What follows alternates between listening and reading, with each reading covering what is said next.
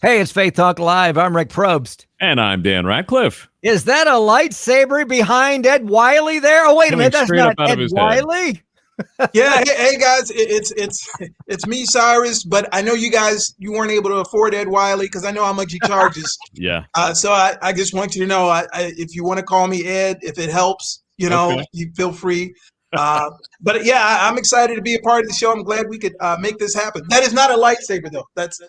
That's the Savannah River behind me, and I didn't want to fade away, because I knew how much you guys wanted to see my face, so I had to close the curtains. We want to see your beautiful face. Yes. Yeah. And hey, last time we had Ed on the show, he tapped us out. Dan and I ate cat food for the next 2-3 months. We couldn't afford anybody. Wow. It's the goats. You got to pay for the goats too, and that makes it too expensive. So. And see, I'll have to talk with Ed, about some of these provisions that he has, because I know, Dan, he told you not to make direct eye contact with him last time on the show. So I did. Well, and I did it accidentally at one point, and I went blind for 20 minutes. So not good. Yeah, I'll talk with him. Yeah, Cyrus Steele on the show. We always love having him, and he is everywhere. He's a very, very funny man, and he's got a huge heart. We're going to talk to him about a number of things that he posted on his Facebook page. Let's catch up with you first, though. Last night, you did the show there in Savannah. How'd it go for you? Yeah, it was so much fun. I got to work with her name is Patrice Lovely, but she's the character Hattie Mae in the Tyler Perry films. And so she was hosting the show called Bring the Funny, and me and a friend, Barbara Carlisle, who's also from the Savannah area, we got to perform in our hometown and bring the funny. It was a lot of fun. And don't worry, because Dan, I know you were asking earlier, I did bring, my Faith Talk. Everybody didn't get anything, I had that going for him. That's also perfect. I wear this on dates also.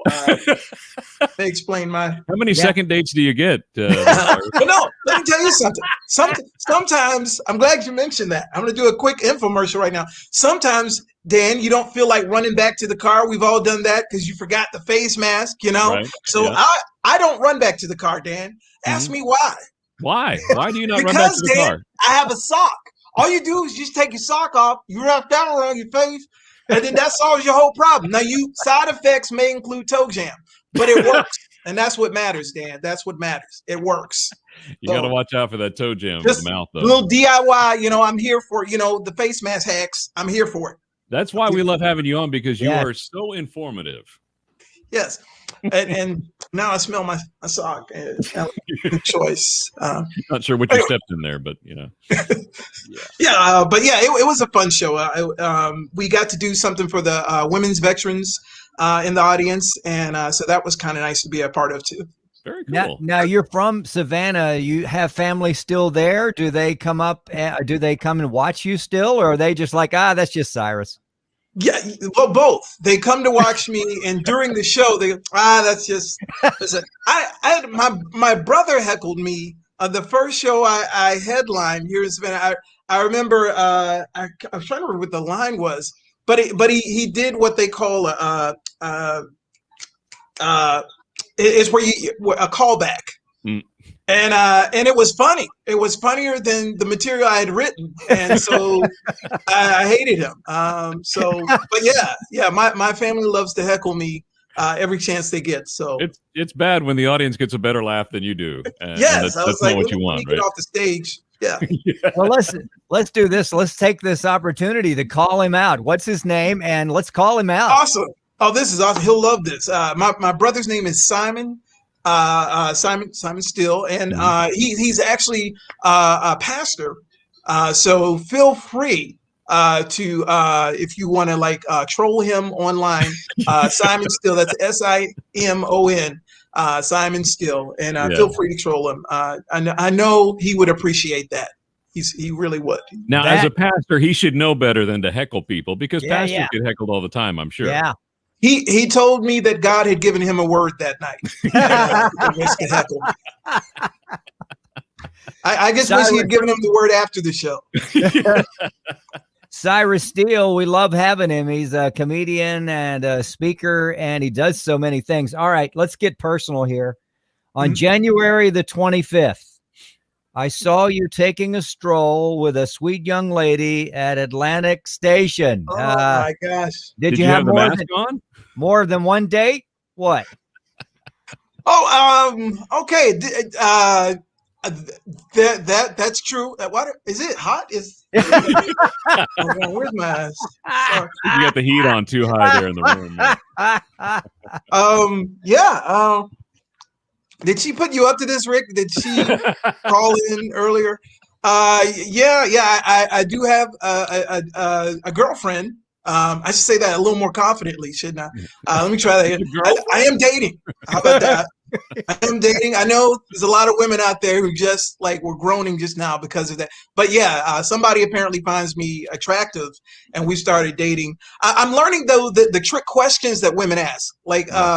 She was like, who would you pick? Like, if I weren't in your life, what would be your celebrity crush? And I picked Halle Berry, and the next thing I knew, I was sleeping back at my mom's house. So I've learned not to fall for the trick questions. The women set us up, and double dates. Don't do a double date.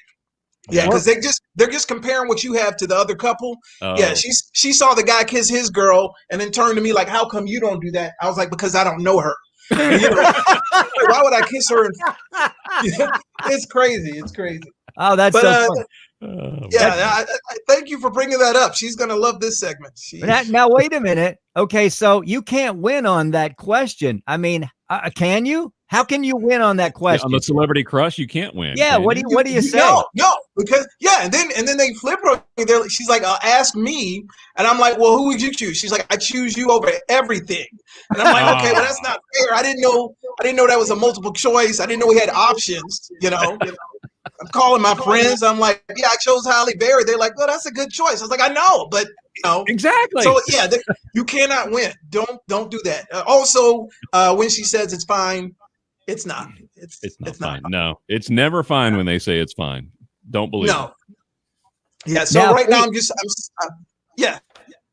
Well, I was going to ask you. Now we have Valentine's Day coming up. I mean, if this relationship is moving forward, I'm assuming it's moving forward. Oh my gosh, she's really going to love this. Yeah. Well, maybe now it's not moving forward. It might not be moving forward now. That doesn't have anything to do with it. What are your plans for Valentine's Day, or do you want to let us in on it? I'm going to surprise her. Which means he doesn't know yet what he's doing for Valentine's Day.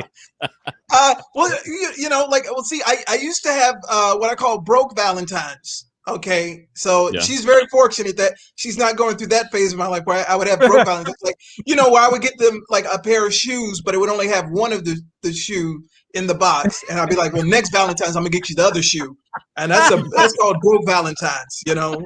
Or like you take them out to eat, and they're like all excited, like, "Oh, this is so nice. How did you pay for all this?" I'm like, "Well, I just took the money that we paid a light bill with, and so when we get home, we won't have no lights, but that'll be romantic too, But I got candles." Dinner, so. That broke Valentine's is a very different situation, but I'm happy to be able to treat her to something nice that we're gonna be planning, and as Dan said, it's a surprise. That is so funny.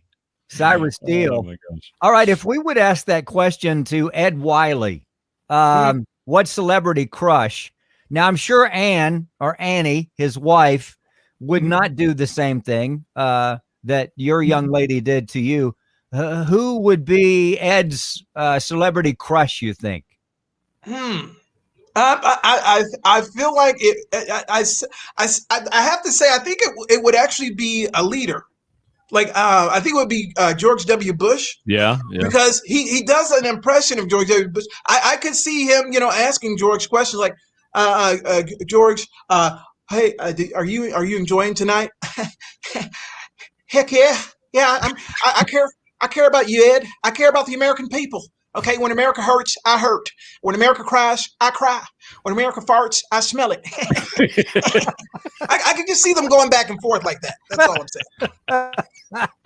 I got to go with George W. Bush. I love it. That's one thing one of the many things that I love about you, Cyrus, is your ability to do imitations. So What imitations are big for you this time? Because obviously they change throughout time because different people become popular and whatnot. What are your big ones these days?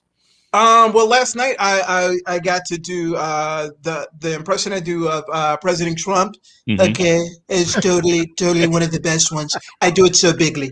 Okay, so bigly. Nobody was using the word bigly before me. Okay, I put the word bigly on the map. Okay, that I can tell you. I can tell you. And of course, I because I was working with her co-star, I got to do Medea. You know, Tyler Perry as Medea, so that was fun. I had Medea calling the CDC. She was like, "Hello, hallelujah! Yeah, I need to speak to somebody from the CDC because they're cheering out here. They're not doing the social distancing. I told they gonna get the corona. They gonna get the corona." And of course, those are just a few of the weird people that come out of my head. Dude, that's awesome. Now, have you been able, since there's been a transition? As far what do you mean transition? I've been this way. I don't know. All of a sudden, I felt like Eddie Murphy on that. I'm not transitioning. I don't know transmission. What's transmission? You talking about in a car transmission? I'm sorry. You triggered me, Rick. You said transition, and I might have some family. My family might be able to. Like, he's going completely Hollywood. He's transitioning now. But I'm sorry. I'll let you ask the question, Rick. I'm sorry. That is so good. I don't know that you did Eddie Murphy when you were in the studio with us last year. I don't even remember what year it was. Yeah, last year, year before. But you are so talented, and we just love you, and we love your stuff. What I was going to ask was, have you been working on President Biden's impersonation? Have you been working on it, or no? Yeah, of course. I think as they say, any comic worth his salt, or any impressionist worth his salt, is probably right now in front of a mirror right now, going like, "Hey, it's me, Joe. It's Uncle Joe. Okay, it's me, scratch and sniff." Like I feel like I'm still honing it. It took me a while. It took me a while to phase out it. I got to phase out of Trump before I can get to Joe. But it's a very whispery. He's got a whispery thing going, and so I'm I'm trying to get that thing going. So, but yeah, it'll be interesting. It'll be interesting. Once I get it together, I'm going to come back on here and we'll have a Biden conference. We'll have a Biden press conference. Now the only thing for being able to do Bernie now, all you have to do is just sit there with your arms folded. And very upset. I love that. Yeah, I love that meme that is going. And Bernie is like, can you imagine going into business with Bernie Sanders? Okay, everybody gets a free hamburger. You get the ketchup, you get the hot sauce. Everybody's gonna get everything's free. Okay, like how much money you would lose. Everything we're giving away. The hotel, we're gonna give away the rest. Everybody gets. You get a car, and you get Oprah for free. And he would give away Oprah. He would. Yes, he would. But I love that meme. I love the Bernie meme. I hope it keeps going. It's the gift that keeps giving. Yes, it is. Cyrus Steele. You can follow him on Facebook, and we'll give you his website and the other socials that you can follow him. Something really touched me on your Facebook was the tribute to Hank Aaron, Cyrus, and the quote. Now, I couldn't remember the quote, and I couldn't find it, so these are my words. You basically said, "Thank you for breaking boundaries on and off the field," and I think the rest of it, all of it, was just a beautiful tribute to that, and I appreciate. Talk a little bit about Hank Aaron, if you will. Yeah, and without being like a complete baseball fan, I know members of my family who love the Braves, and so I remember when I would go to my sister's place in Atlanta, the Braves game were always on, and Hank Aaron was always a staple, of course, of the Braves, and so you could not go anywhere without hearing stories of Hank Aaron, and as you alluded to with the quote, stuff that he did outside of baseball. And so he's just kind of been like a figure, somebody that I've looked up to, respected on and off the field. And I just felt compelled to, for folks who talk about stats and, everything he did on the field. But some of the stuff that he said in terms of unity and bringing people together, or the threats that he received, I just my God, I can't imagine what that must have been like. It's one thing to have the skills to play the game, to try to hone, focus on your craft, but you've got all this other stuff that he was dealing with. And it just means a lot to somebody like me, because a lot of what I try to do on stage is talk about unity and coming together. And it was just something I felt compelled to do to honor him and his memory. So many tributes out there. I grew up in Atlanta at the time, and I think I went to Fulton County Stadium when he hit like 710 or 711 or 712. I missed 715. The legendary game there. I think it was with the Reds, if I remember correctly, and Johnny Bench back in the day was the catcher, and they were really good friends. But I over and over I heard that he was a gentleman. That's what I heard. He had taste, he had class. Of course, he was talented in his skill, amazing, but he was a gentleman, even with people heckling him for his race and making those threats. He was still a gentleman. And I thought, wow. What a class act. Yes, very much so. Not Ed Wiley there. If you're watching Facebook Live or YouTube, that is Cyrus Steele, and he is one of our favorites. He's a hard one to catch because he's everywhere. You've got to check out his stuff on his Facebook page. Where else, Cyrus, can they follow you? They can follow me home. Actually, I wouldn't recommend that. It's probably not a good idea. I think that's illegal. I'm on Instagram. I'm on the gram now. So, and Facebook, of course. And I have my website, comediancyrussteele.com. But yeah, I think it's just a crazy time right now where you're able to do a lot more online, I guess, with the traveling that I used to do. So I try to, have some content there online where it might be a sketch, or I post a lot of memes and stuff like that. But yeah, any number of those places you can see me doing weird stuff that I probably shouldn't, or silly stuff too. And also get those health tips with the masks and the sock and everything. Yes. Yeah, get those. So. It's very important. If I save one life, Dan, and I don't mean to get dramatic. You saved mine, I think. So, I wasn't going to cry. Don't be surprised. This is going to be trending. Socks. Yeah, I like it. Love it. We got to get to a break in just a second, Cyrus. We'd love to have you back in a month or so. You just did the show last night, and it was off the chain. What does 2021 look like for you? Are the other shows coming together, or still a big question mark? What? Yeah, I'll say this. I just try to end things on a positive note. Like I feel like following what God led me to do years ago with just doing clean comedy and keeping it clean. It's weird that during this time, like I've had more success than any other time in my career in comedy, because a lot of the shows that I do now that are virtual, they're looking for someone who's clean, someone who's family friendly and wholesome for the workplace, for all types of different occasions and events. So it's made that promise to God mean that much more to me to have that kind of success, to experience it.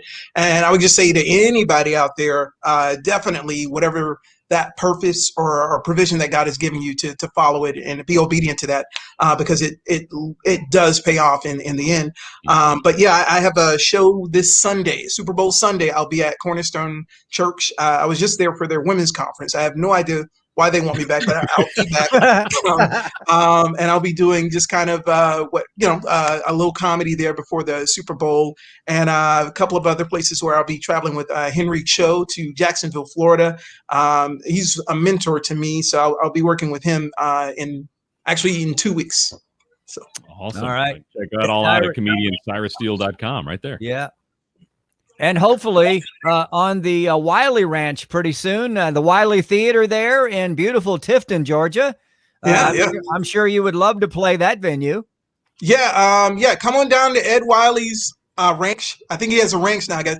You guys come on down. Tell him Cyrus sent you. Yeah, we're pretty much, brothers separated at birth. But yeah, come on down if you want to just go to Ed Wiley's house. I'll give you that address as well.